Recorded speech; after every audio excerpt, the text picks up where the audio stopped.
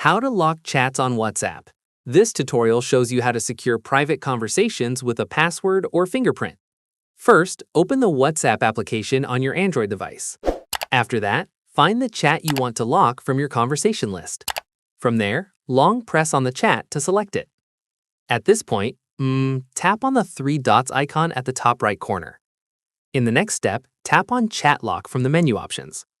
Following this, toggle on the Lock This Chat switch.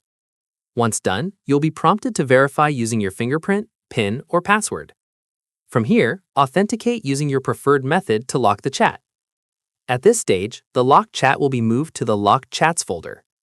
After this, to access locked chats, scroll to the top of your chat list and tap on Locked Chats.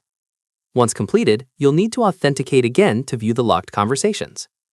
Alternatively, you can unlock a chat by going to Lock Chats, long pressing the chat, tapping the three dots, and selecting Chat Lock to turn it off. And that's it. If this chat lock guide helped you secure your private WhatsApp conversations, give it a like, subscribe for more WhatsApp privacy tutorials, and tap the bell icon for updates. See you in the next one.